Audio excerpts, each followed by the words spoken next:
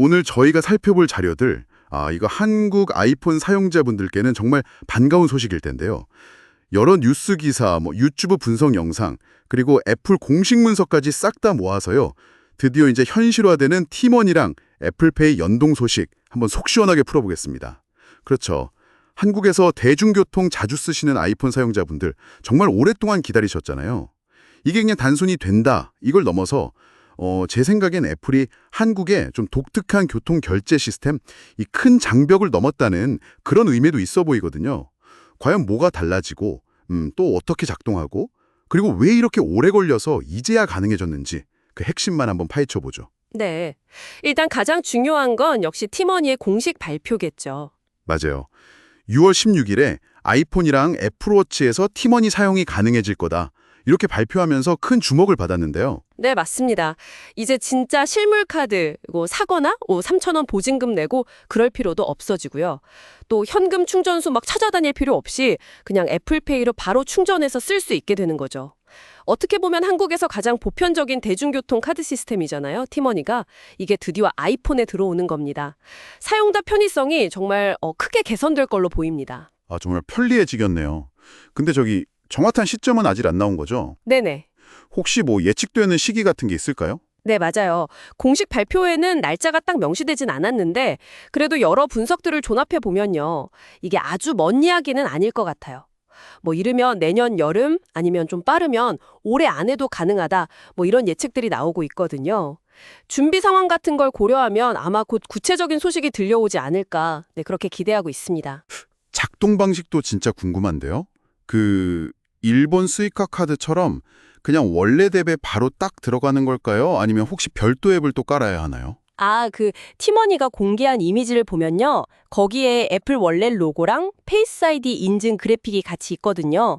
그걸 보면 제 생각엔 별도 앱 없이 애플 월렛에 바로 통합될 가능성이 아주 높아 보입니다. 스이카처럼요? 네, 일본 스이카랑 거의 비슷하게 가는 거죠. 그렇게 되면 이제 익스프레스 모드, 이것도 지원될 가능성이 크다고 봐야죠. 익스프레스 모드요? 네, 이게 적용되면 페이스 아이디나 터치 아이디로 인증할 필요 없이 그냥 아이폰이나 워치를 단말기에 쓱 걷다 대기만 해도 결제가 되는 거예요. 심지어 아이폰 전원이 꺼져도 몇 시간 정도는 사용이 가능할 수도 있습니다. 이게 진짜 편리한 기능이죠. 전원이 꺼져도 된다고요? 와, 신기하네요.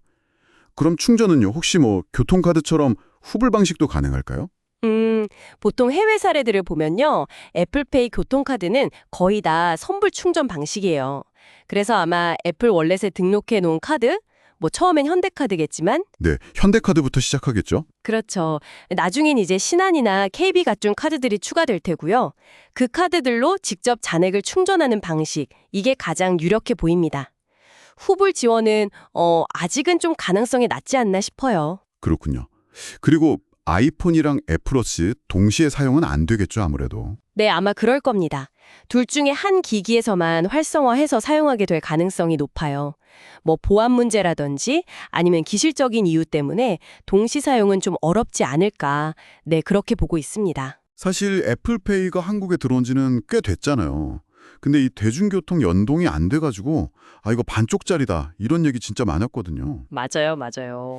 삼성페이는 훨씬 전부터 됐었는데 왜 이렇게 오래 걸렸을까요? 역시 가장 큰 걸림돌은 단말기 문제였습니다.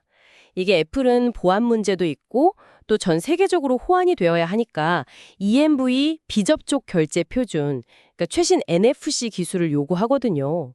근데 한국의 기존 교통카드 시스템은 이거랑 좀 다른 방식이 많았어요. 전국의 그 수많은 단말기들을 이 글로벌 표준에 맞춰서 교체하거나 아니면 호환되게 만드는 데 드는 비용, 이게 만만치 않았던 거죠. 대당 한 15만 원 정도 든다고 하더라고요. 기술적으로도 좀 복잡했고요. 비용이랑 기술. 네.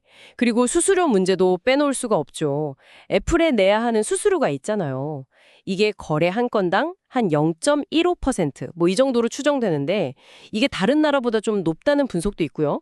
특히 삼성페이는 수수료가 없으니까 카드사 입장에서는 좀 부담스러웠을 수 있죠. 이 작은 비율 같아도 수백만 건 거래 생각하면 무시 못하거든요. 그 EMBI 표준이랑 수수료. 이게 핵심이었군요. 그렇죠. 듣고 보니 그러네요. 그 외에 서울시 기후동행 카드 정책에 집중하느라 좀 늦어졌다거나 아니면 뭐 정치적인 상황 때문에 금융당국 결정이 지연됐다 이런 분석들도 있긴 하더라고요. 네, 뭐 그런 요인들도 복합적으로 작용했을 수는 있습니다. 근데 어쨌든 이런 여러 장애물들을 넘어서면서 이제 티머니뿐만 아니라 다른 카드사들도 애플페이에 참여하는 속도가 붙고 있는 거죠. 맞아요. 신한카드는 벌써 금융감독원 약관심사 통과해서 빠르면 이달 말이나 다음 달부터 시작할 수도 있다고 하고요. 네, 빠르죠. KB국민카드도 지금 심사 중이라고 하니까 뭐 올해 안에 최소 2개 카드사는 더 추가되지 않을까 싶어요. 그렇죠. 현대카드가 작년에 애플페이 처음 독점 출시했을 때 그걸로 신규 회원도 늘고 시장 점유율도 올리고 특히 해외 결제 쪽에서 재미를 좀 봤잖아요. 네, 효과가 꽤 있었죠. 그러니까 다른 카드사들도 기대가 클 겁니다. 특히 국내 1위 카드사인 신한카드 같은 곳이 본격적으로 들어오면 애플페이 사용자 기반이 정말 확 늘어날 수 있어요. 최근에는 네이버 쇼핑 같은 큰 온라인 쇼핑몰도 애플페이를 도입했고요. 사용처가 점점 늘고 있는 거죠. 자, 정리하면요. 이제 정말 아이폰으로 대중교통을 편리하게 이용하는 시대가 코앞에 왔고요. 또 쓸 수 있는 카드도 늘어나면서 여러분의 결제 생활이 한층 더 편리해질 전망입니다. 이 변화가 단순히 그냥 교통카드 하나 추가되는 걸 넘어서 어쩌면 한국 모바일 결제 시장의 판도까지 바꿀 수 있을지 이것도 한번 주목해 볼 만한 것 같아요. 네, 여기서 한 가지 더 흥미로운 점은요. 서울시가 이미 그 다음 단계 기술을 준비하고 있다는 거예요.